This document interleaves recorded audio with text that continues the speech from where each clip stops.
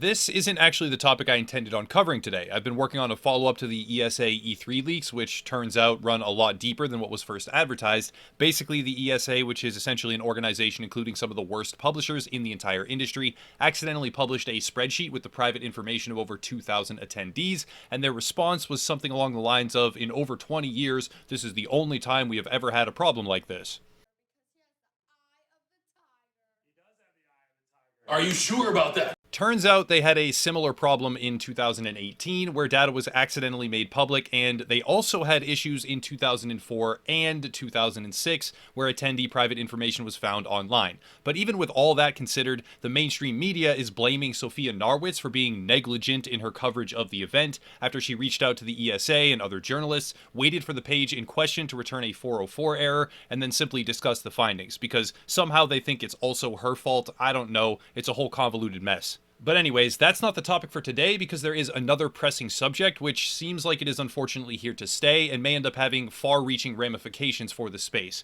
Recently, a series of tragic events unfolded and the resulting scapegoat appears to once again be violent video games. Multiple politicians, even the president himself, specifically focused on the grisly and violent video games and attempted to draw a correlation between video game graphic violence and real-world behavior.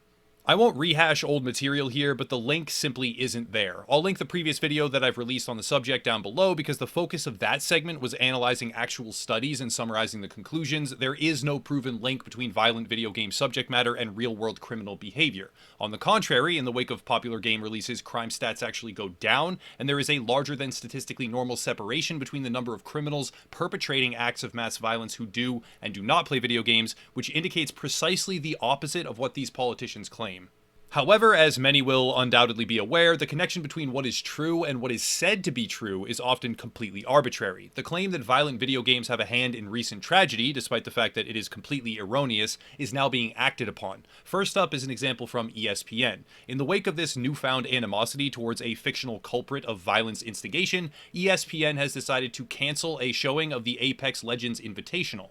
Instead of the video game competition, a screening of Forever Broncos will be shown, and this is a direct response to the recent tragedy with the claim that out of respect for the victims and all those impacted, the tournament will be stricken from the broadcast schedule. This is where we get into the absolute indisputable idiocy of the whole situation. If we examine a TV Guide programming channel for the exact same time slot on Sunday, we can see that as a video game like Apex Legends, which is an artistically rendered, stylized combat battle royale with fantastical abilities, robots, and many more unrealistic components in it, is being targeted as inappropriate in the wake of a tragedy claimed to have been caused by video games, BBC is screening Rambo 3.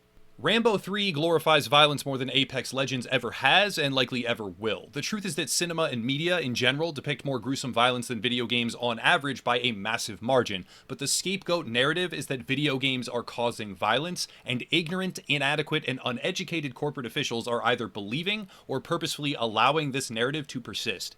This is just one example. The tournament will be screened at a later date, according to some articles and their sources, but this is a modification of entirely disconnected material based on non-existent correlations, and it also, without a doubt, is a step down the road of restrictive authoritarian control over media consumption with the aim of modifying what the public sees and consumes based on what they might do. Not to mention, this is a what-if scenario based on a correlation between violent games and violent behavior that does not exist.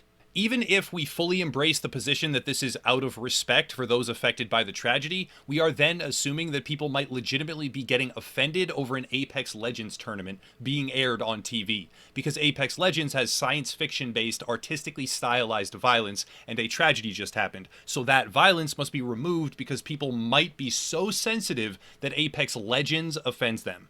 I struggle to understand how this thought process is even entertained as a joke. The idea that Apex Legends should be removed because cartoon violence is too closely related to real-world tragedy, while Rambo 3 is screened elsewhere on a different channel, is nonsensical. Anyone truly embracing the idea that this is anything other than lunacy needs to understand that oversensitivity to such a pathetic extreme as is currently represented in society is a death knell for normal day-to-day interactions.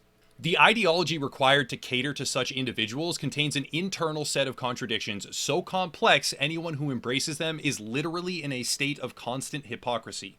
We cannot cater to the lowest common denominator of snowflake society with inconsistent and often arbitrary suppression of things that might be offensive, perhaps, while things that are far more likely to be an issue are ignored because they simply aren't the current scapegoat for whatever unknown reason. Let's move on to another example here. Walmart, the location where certain recent tragedies took place, has now issued a pressing internal memo that employees need to remove violent signage and video game demos. This example is even more ludicrous. Walmart has pointedly directed their staff to remove video game demos involving violence and extended that position to hunting imagery and game material as well. I struggle at times to find the proper words to articulate how brain dead one has to be to pursue this logic. What we are seeing is a manufactured connection between video games and behavior that does not exist, being weaponized in such a way as to call for the removal of hunting imagery, while down the aisle, Walmart itself sells actual firearms. I've had this discussion with people in the past, and the typical response is, oh well, they blame video games, but nothing will happen, so what does it matter? And my answer is always that something might happen if the narrative that games affect real-world behavior is allowed to persist, and if society continues to cater to sensitive individuals. Well, here we are. The claim that video games affect behavior is resulting in the removal of hunting imagery, game demos, and other signage depicting violence from Walmart and causing the delay or cancellation of a video game tournament on ESPN. And this is at a point when esports and video games as a whole were just beginning to gain mainstream recognition as a real competitive environment. I have no doubt that there are those out there who will still try and stave off the importance of what is happening. I can picture the comments already, honestly. It's just game demos in Walmart. It's just one Apex Legends tournament. But let's harken back to not even a few months ago when censorship as a function of snowflake culture was targeting explicit imagery in anime titles.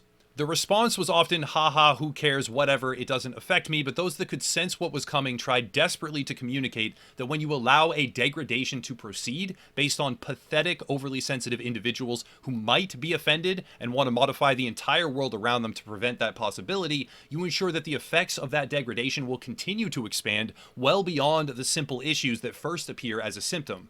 Violent games are legitimately becoming a target right now, whether it's the result of a refusal to examine other industries that require scrutiny by Republicans or a side effect of delusional safe space culture perpetrated by Democrats. It doesn't really matter, because the end result is that when you project forward a significant belief that violent games are the problem, or at the very least an acceptance that even though they are not the problem, we can just let this kind of sensitivity dictate regulations upon the industry, and you attach a genuine effort behind that narrative to censor, remove, or otherwise neuter video games as a result, it becomes clear that this trajectory ends in nothing other than radical change for the entire industry. This is radical change that revolves around removing subject matter because someone else has deemed it too violent, graphic, or suggestive for you to consume based on the sensitivity of someone you do not know, have not met, and might not even exist. It sounds hyperbolic to say, but the video game industry is legitimately threatened right now.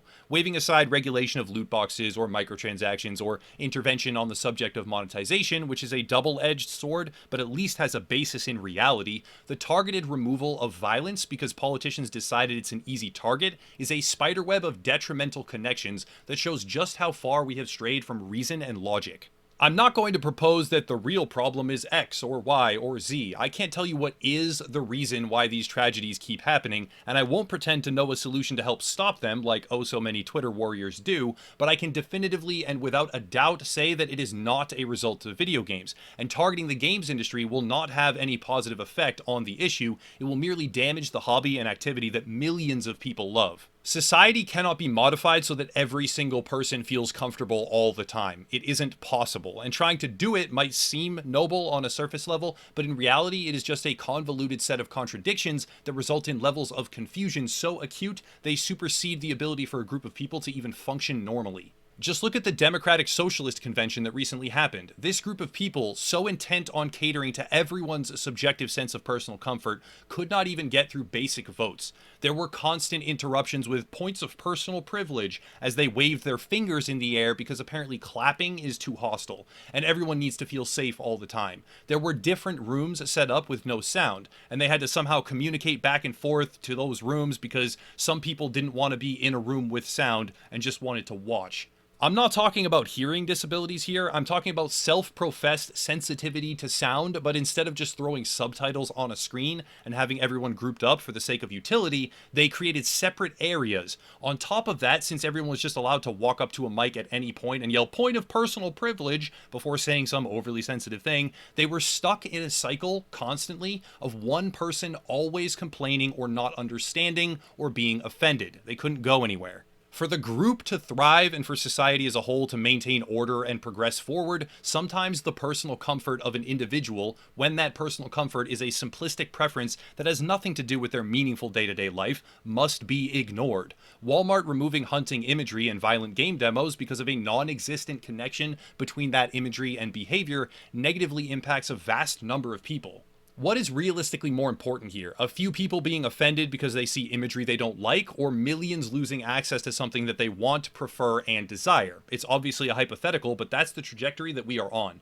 We cannot keep pretending that catering to oversensitivity is right or even possible, because human beings have conflicting desires. One person is offended because they don't like a certain game, tens of thousands are annoyed and lose out on hours of entertainment because they cancel the game broadcast for that one person, while pieces of cinema 10 times more graphic and violent are screened right alongside. We are seeing a resurgence in the narrative that video games cause violence. Politicians and companies are now acting on that narrative, and they will continue to do so unless there is pushback. The most meaningful thing that I can do, which admittedly isn't very much, is make this video and ask that anyone out there who watches be vocal to your friends, your family, and your acquaintances about the lunacy behind modifying society as a result of inaccurate blame being attributed to video games from oversensitive individuals. That's it for today, though. If you want to support, there are links down below. Right now, the Patreon is a main focus, as it will distance the channel from the subjectively enforced oppressive YouTube policy enforcement, and also Twitter is an easy way to stay more up to date with the channel. But that's it. I'll cut it there and stop rambling. As always, thank you all for watching, and have a nice night.